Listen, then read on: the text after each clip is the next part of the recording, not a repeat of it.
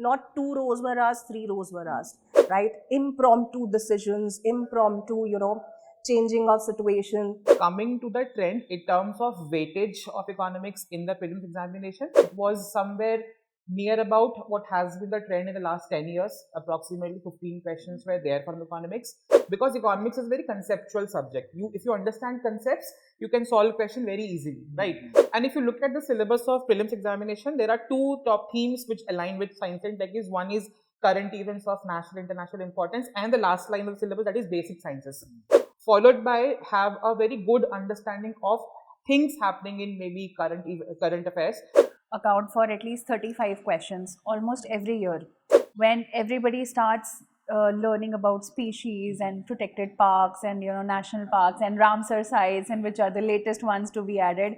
Alternative powertrain vehicles. It's nothing but powertrain vehicle is any normal vehicle. So in the last 2-3 years, polity questions have been more inclined towards, but this time UPSC has asked more on the constitutional details. A lot of 3-statement questions were there in polity and governance. Because if you understand, at every stage of this examination requires a dedicated time giving.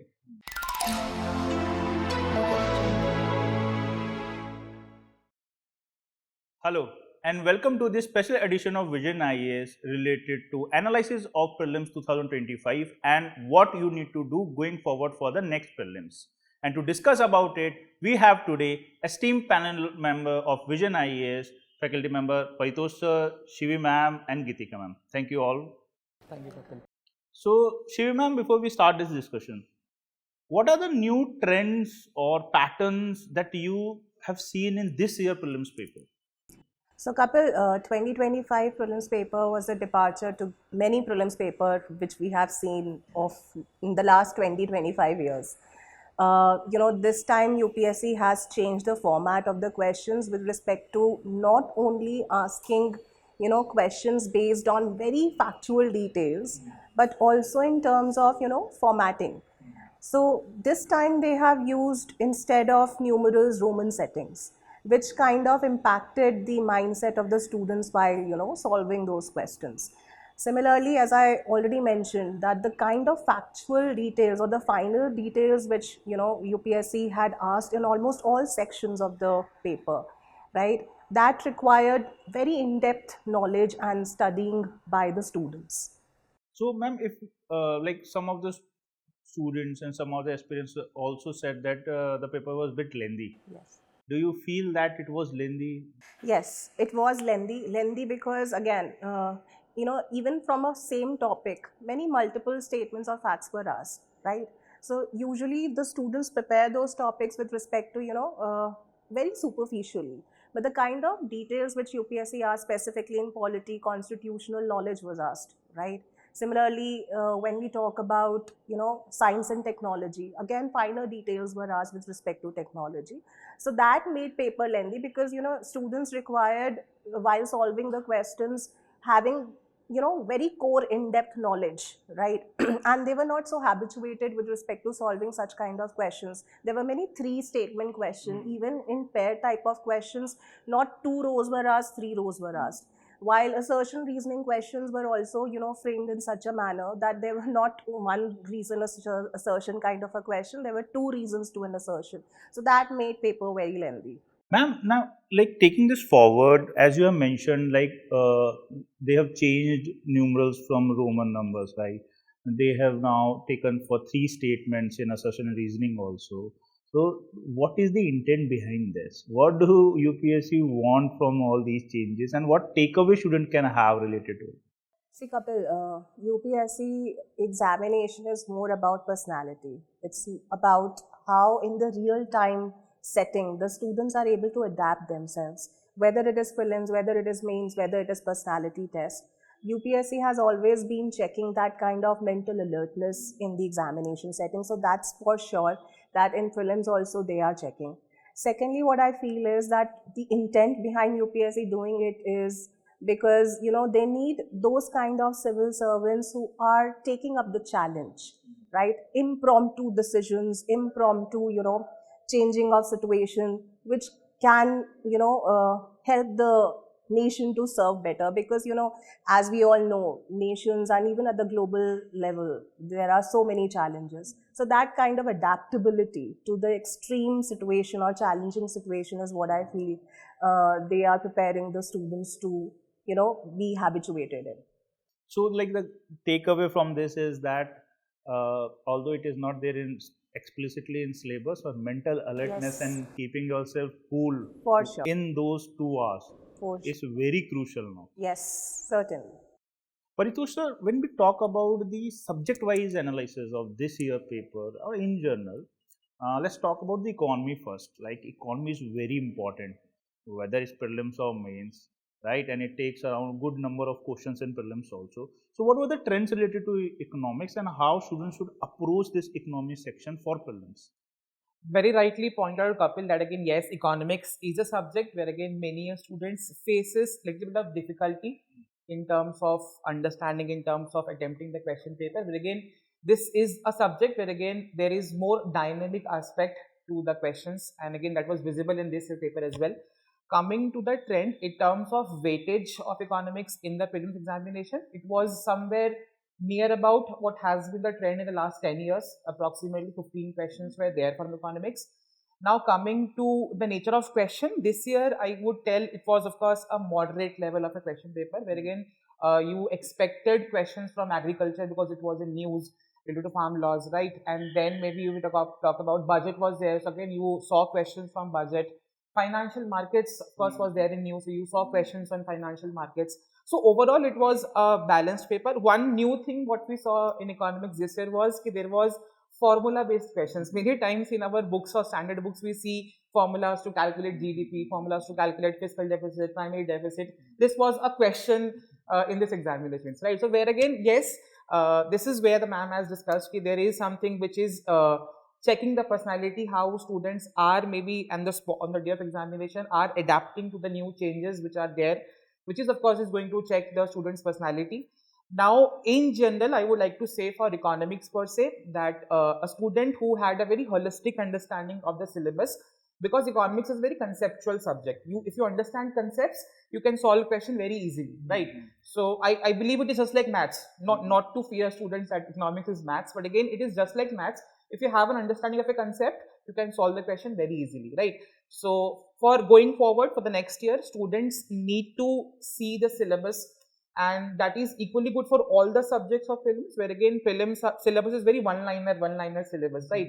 And students do not get to know what exactly to be read. So again, they need to see the prelim syllabus through the lens of mains syllabus of 4 GS papers, or specifically 3, right, wherein the every subtopic of that subject have been mentioned very clearly, and on those lines they should be preparing their subjects simultaneously both for prelims and mains examination. Going forward, what could we expect maybe next year is somewhere, maybe this year question was on maybe let's say economics, a factual formula based. They can expect next year maybe a polity question on formula. Maybe they can give you numbers and ask you to calculate, say, what is special majority, what is simple majority, or maybe in social issues they can ask you to maybe calculate female labor participation rate going by the numbers, fertility rate, right? So that is something students need to grasp what is the theme which has been put forward and how they are going to adapt going forward for the next examination. So, like, the idea is that whatever concepts that you are reading in the current affairs and it's coming in news, you should also know the applicability of it. Absolutely. So, it's knowing the concept and the application of it, it's crucial for economics. Right. Now, let's talk about science and tech. Like, science and tech is something very tricky because there is no dedicated resource for it. Most of the students prepare it from the current affairs itself. So, what were the trends related to science and tech, and what should be the approach for it for the upcoming prelims?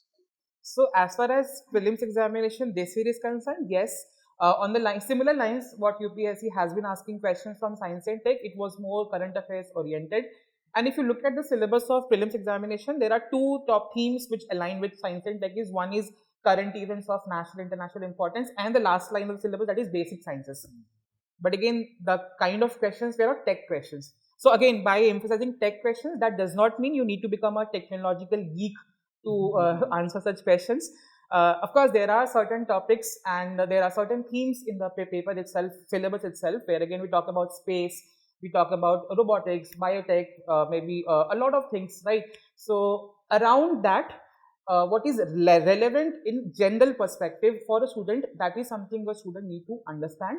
So questions this year, of course, were of moderate level. Again, I discussed that again, something renewable energy is in market, is in news. So again, you expected questions from the maybe e-vehicles, right? Or you saw questions from drones, right? Something emerging technology, right? So that is how students should going forward, while going forward, read the basic concepts which are there in the standard syllabus in terms of space, biotech, whatever it is, followed by have a very good understanding of things happening in maybe current affairs.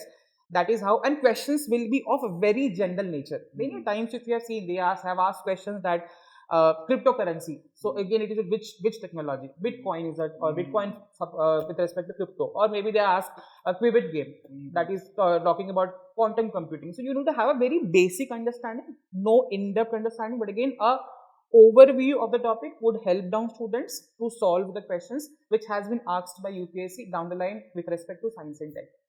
And one thing I would add it, in science and tech, common sense always helps. Right. Like no viruses, all drones.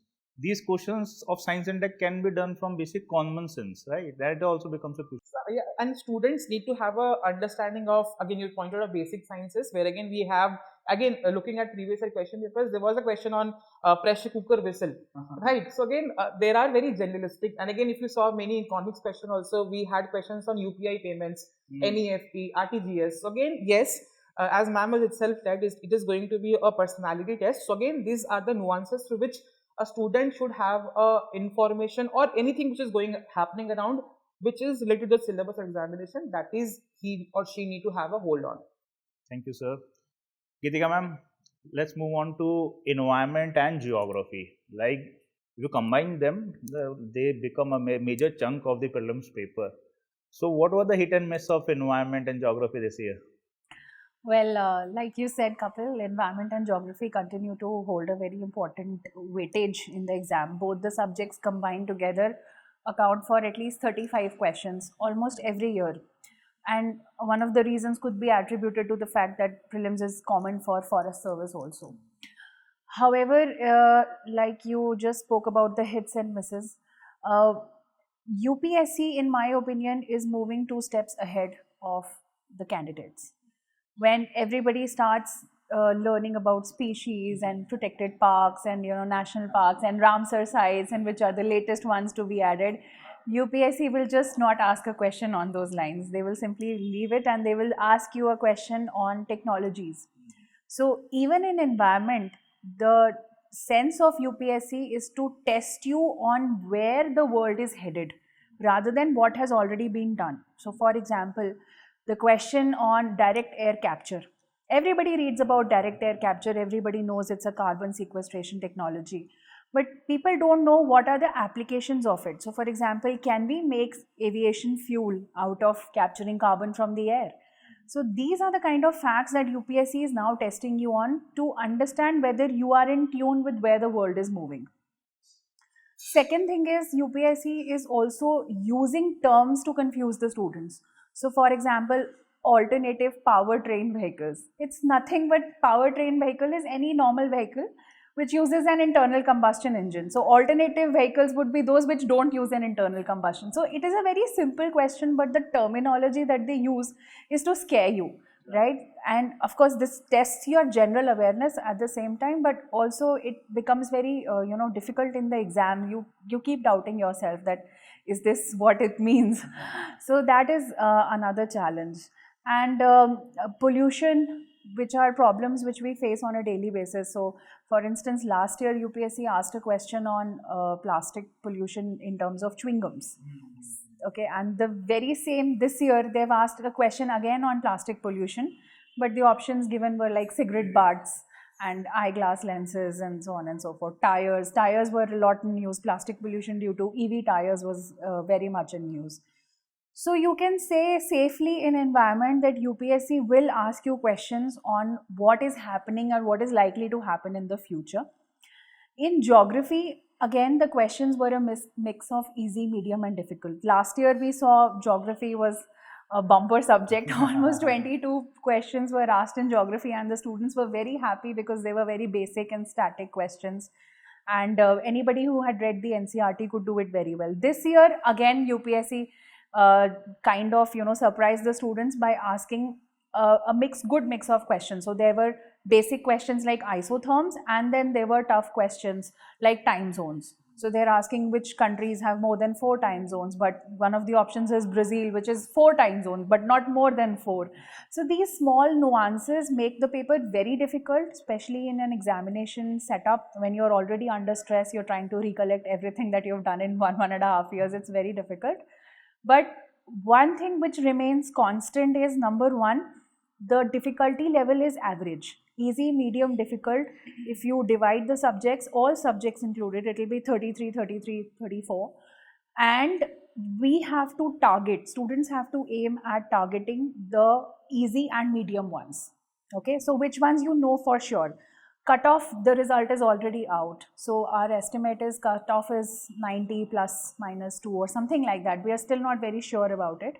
But it is less than 100, which means it is less than 50%. So one has to target these easy and medium questions, which comprise about 60 to 65% of the paper, and then try to get through. So the idea when we talk about environment is that climate change, pollutions, they remain the major theme. Absolutely. What is causing them and the technology for mitigation. Exactly. That is where they need to focus upon. Absolutely. Absolutely. Thank you, ma'am. Shivi ma'am, now let's talk about the big elephant of this UPSC preparation, that is polity. Yes. So what were the trends related to polity this year, and are those trends based upon the similar trends we have seen in past years, or there was something special this year with polity? So, Kapil, with respect to polity and governance, this year, as Gitika ma'am has also highlighted, what students usually do is that they are not going beyond what is being asked, right? So they are just following a pattern, right? So in the last 2-3 years, polity questions have been more inclined towards asking political philosophy, preamble, fundamental rights, right? The conceptual fundamental knowledge. But this time UPSC has asked more on the constitutional details. The detailing which is required for an aspirant to prepare were too high this time, right? So in the last year also they had asked about constitutional provisions. So for example, there was a very direct question on amendment, Article 368. What does it include? Addition, variation, etc., right? So that was a very direct provisional related question, constitutional provisional related question, and this time they had asked too many of them, right? So what I feel is that students should not follow a pattern of any 1 year, 2 year, 3 year. What they should do is that they should prepare a topic holistically, right? This interdisciplinary approach which they need to have by weaving the current affairs with the static, fundamental, basic conceptual knowledge is what they have to try for polity and governance. Because even when we talk about the current affairs aspect, what's happening in US is also being asked in India. So for example, there was this question on pardoning powers of the president. It has an implication of what happened in the US by Joe Biden, right? So there were a lot of articles which were coming with respect to comparing the pardoning powers of the president with that of US president. So definitely, as I already mentioned, that whatever is happening in the global world is being asked by UPSC. So we need to have a very interdisciplinary approach towards it, right? With respect to governance also, UPSC has asked the factual details with respect to ministries, departments, their functions. So for example, ED is always in the news, right? So they asked about the function and the department or ministry which it is under, right? Similarly, lot of departments other than that in the question was requiring from the student to know more about not only 2 facts but 3 facts, right? So again, the pair type of questions made such polity and governance questions very difficult. lot of three statement questions were there in polity and governance. So yes, with respect to constitutional provisions and detailing, this year the paper was different. Now what next they need to do in polity and governance is, and I feel that it should be done in almost all the subjects, as that they need to now prepare it very holistically, right? So that is what I would like to tell all the students. And ma'am, if we talk about history, this year was a breather little bit. There was sigh of relief for people who prepare for history because I think it was on a easier side as compared to previous years. Very easy than the last 3-4 years. Yes, it was definitely a sigh of relief. No Buddhism, Jainism question this year in art and culture. In fact, art and culture was very underplayed with. Again, that is what UPSC does. That what students are shifting towards, then change the pattern. They have been undervaluing the importance of modern Indian history, so they increased the modern Indian history questions this year, right? As far as total number of questions in history goes, it is more or less the same, 17-18 questions, right? But what they did was that they changed the number of questions in the different subjects of history. So this year we saw more questions on modern Indian history, right, and less number of questions in art and culture. But ancient Indian history was what we saw this year having the maximum weightage in terms of ancient, medieval and culture, right? And whatever question pool we had in history, lot of easy to medium difficulty level questions were there, very doable questions, very NCERT based questions in ancient and medieval, right? And when it comes to modern Indian history, again, very fundamental aspects were asked, except one or two questions where very finer details were asked with respect to, right, say who fought the case for non-cooperation movement, prisoners. So for example, with respect to non-cooperation movement, very finer details were asked. So as we talk about the exceptions which had come with respect to larger difficulty level, that question was very difficult, where they asked like who fought the case during the non-cooperation movement, right? So that required very in-depth studies, that those facts are not usually covered in normal textbooks. So except one or two questions, they were not so difficult questions. So the students were very happy with respect to history. But again, the thing is that they need to remain very balanced with respect to how they now need to prepare history. They cannot again leave Buddhism and Jainism, the conventional sections, thinking ki bhaiya wo nahi aayega. It can be asked. They just need to follow the process, right? What happens usually is that students are very overjoyous or over sad. There is this extreme feeling which they have about this whole UPSC prelims paper is what they need to tone down, right? Because it's more about emotional intelligence rather than intelligence, right? They need to work upon that. And one more lesson like UPSC has given for history specifically this year is that lot of students based upon previous year started ignoring it कि पता नहीं ये आएगा भी कहाँ से आएगा, ये क्वेश्चन कहाँ से आएगा. So they were all together not doing art and culture part and all that. So what UPSC is saying, stick to the basics. Yes. You never know. You never know. If like just do the NCERTs and there will be the whole lot of questions like this year from Exactly. NCERT itself. Exactly. So that is also a very important takeaway. Yes, because UPSC reads students' minds and perceptions. They themselves are the creators of it. They first create this perception that we are giving more weightage to art and culture. Let's say we are diminishing the value of, let's say, medieval. But you never know, the next 2 years you can see the reverse happening, right? So they should not go by any trend. They should stick to the process. They should do their best and just leave it to God. Paritosh sir, when we see this trend and we see the analysis of it, one thing that really stuck is the importance of practice. So for those who are planning to attempt the next prelims, when should they start this practice, the mocks, and how important they are? So as prelims results are out, so I feel there are 3 bunch of students. I would differentiate on that. One who have qualified prelims, so they should certainly focus more and again all their efforts towards the upcoming mains examination, right? Because time is very less. And for students who have, of course, prepared well for the prelims examinations, they know that yes, we have missed the examination by a few marks or something like that, and they have felt that yet our basic understanding is now clear, right? So they should shift their gear towards the mains examination, irrespective of the fact that whether they have qualified prelims or not. Because if you understand, at every stage of this examination requires a dedicated time giving. For example, in prelims, we dedicate 2.5 months, 3 months for prelims only. We leave everything mains, we leave optional, and then we prepare exclusively for prelims. In a similar manner, the mains examinations need to be dealt in a specific time giving manner.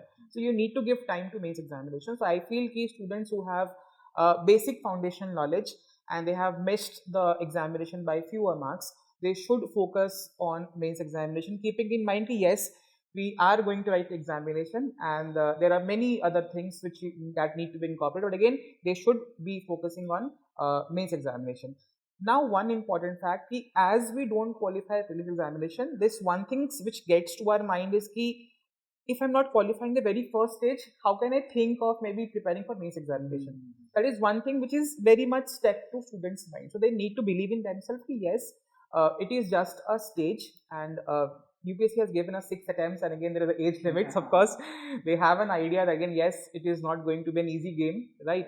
And easy not just on the basis of academics, but on the basis of numbers of students who appear for the examination, right? So yes, do not get into the whole zone of preparing for prelims around the year. And if you feel that it is something which is bothering you, give mock tests occasionally, right, along with your mains preparation. That is something which you can incorporate, so that again you have maybe a feeling that yes, I'm preparing for prelims as well as for mains examination. But for students who are new, who are there and they are going to attempt their examination for the very first time next year, they should have a balanced approach, because all the 2 stages, 3 stages requires a very simultaneous preparation process. So a mix and match of both of all of them is required. Now coming to the point, how much test is important and how much should they practice? Trust me, this examination is all about how much effectively you're solving those 100 questions in the span of 2 hours. UPSC is not going to judge you on the basis of how many times you have revised thing, how many times you have read, how many hours you have given for the preparation. It is certainly going to be those 2 hours which is going to be counted on that day, and that requires extensive preparation and extensive practice. Because if many times we understand, and all of you, we have felt that we read certain things, but when it comes in the form of question and few 4 options, where again 4 options look very similar to each other, there again the difficulty starts. So I feel specifically that again preparation should go with a lot of practice of question paper. Bring yourself to a lot of diversity, as ma'am has told that again there is uncertainty in the nature of questions, and solving a lot of questions would help you to diversify with the new nature of questions which could be asked in examination. And ideally, yes, for students who are going to attempt next year prelims examination, they should be focusing on practicing questions simultaneously, and that should be based on what level of preparation you are or what stage you are. Thank you, sir. So, Geetika ma'am, now coming to the end of our segment, I would like to tell our viewers what more surprises can be there next year, and what should be the broader approach towards the next prelims. Well, Kapil, I wish I could tell you the surprises. I wish I knew them. Well, there's a reason why they're called surprises. Well, look, to be honest, we have to first assess, like Paritosh sir mentioned, that one has to assess his or her own level of preparation. And second thing is identify the gaps in terms of, is there any subject that is a weakness that needs to be strengthened. Third thing is, I would like to tell the students to phase their preparation into parts. In the first part, they should only focus on the standard textbooks and sources that are given to you in the classroom, which is told to you. Like for example, geography, you have NCERTs. Again, polity, you have standard books. First, make sure that you are covering those books from cover to cover, and you are rereading them at least 3 to 4 times, so that if there is any question which is being asked from that book, you are cracking it. Okay. However, there will never be a time when you will be 100% sure, because this is a process that has to be reiterated with mocks. So you study, give a mock, you will find some errors, then you come back to the same book. This is a reiteration that has to be done one time and again over a period of next 1 year. And I'm talking about those people who are appearing next year. Once you have done this, and once you know that, okay, you're in the groove, you're able to answer majority of the questions, even 70 to 80% of the question accuracy is quite decent. Once you have done that, then you start targeting your current affairs. So whatever additional information is in there, so for instance, for subjects like environment, which is mostly current affairs driven, or even economics for that matter, then you start targeting the current affairs, in the sense you start literally memorizing them, to be sure, and link that with the topic that you have studied in the standard textbook. So once that linkage is done, you are prepared both for prelims and mains, because the same points which are answered in prelims, the same basic concepts, can be supplemented with all the examples and the case studies and the further information that we can give in the main examination. So you will never feel that you are preparing in silos for prelims separately and main separately. You will feel confident about one particular topic. This, and then there is endless amount of practice, more and more practice towards the when the exam is closing in. So you can practice with the help of full length tests, you can practice with the help of Abhyas. So Vision conducts an Abhyas test, which is simulating the real time examination with about 150 plus cities candidates appearing. That level of scale, if you compete at that scale, it is just like giving an actual UPSC prelims examination. So the more you practice, it's that, the saying is, the more you bleed in practice, the less the more you sweat in practice, the less you bleed in the war. And that is absolutely true. So the more the students do that, they will feel more confident about their preparation. They'll be able to identify the loopholes in their preparation and just keep plugging them. There is no other one-stop solution for this. Prelims is a stage which has made things very difficult for even toppers.